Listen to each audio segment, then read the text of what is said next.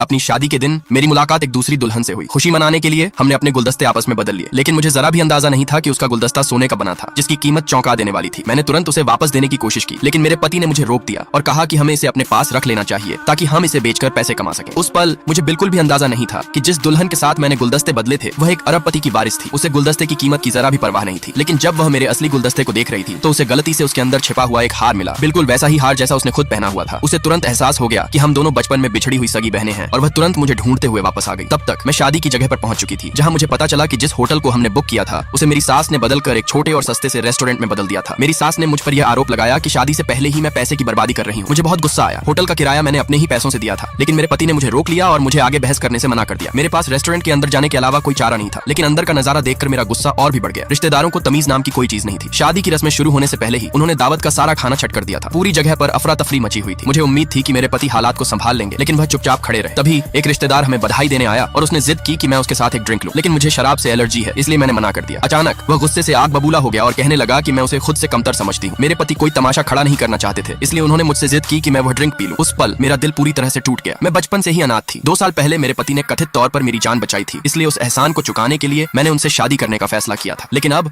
उनका परिवार इसी बात का इस्तेमाल करके मुझे ब्लैकमेल कर रहा था। वे मुझसे तुरंत $1,00,000 और देने की मांग कर रहे थे और धमकी दे रहे थे कि अगर मैंने पैसे नहीं दिए तो वे शादी तोड़ देंगे। मैं गुस्से से उबल रही थी। सालों तक मैंने अपनी पूरी सैलरी अपने पति को दी थी ताकि वह अपना करियर बना सके। मैंने कभी नहीं सोचा था कि वह अपने परिवार को मुझ पर इस तरह जोर जबरदस्ती करने देगा। मेरी बातों से गुस्सा होकर उस आदमी ने अपनी शादी की अंगूठी उतार फेंकी और कहा कि अगर उसे पता होता कि मैं इतनी छोटी सोच वाली और गरीब हूँ तो वह इतने लंबे समय तक दिखावा करने की जहमत ही नहीं उठाता। तभी मुझे पता चला कि जिस इंसान ने असल में उस समय मेरी जान बचाई थी वह नहीं बल्कि उसका बेस्ट मैन, शादी में उसका सबसे करीबी दोस्त था। सच जानने के बाद मैं तुरंत अपने बगल में खड़े आदमी की तरफ मुड़ी और उससे पूछा कि क्या वह मुझसे शादी करेगा। मुझे हैरानी हुई जब उसने हाँ कह दिया। मेरे पति के परिवार वालों ने मुझे पैसे दिए। मैं तुरंत घबरा गई और उन्हें हमें जाने से रोकने की पूरी कोशिश करने लगी। मुझे धक्का दिया गया जिससे मेरा संतुलन बिगड़ गया और मैं जमीन पर गिर पड़ी। ठीक उसी समय जब वे हमें पकड़ने ही वाले थे मेरी बहन वहां आ गई। हर कोई उसे हैरानी से घूर रहा था और सोच रहा था कि इतनी बड़ी हस्ती यहाँ क्यों आ गई।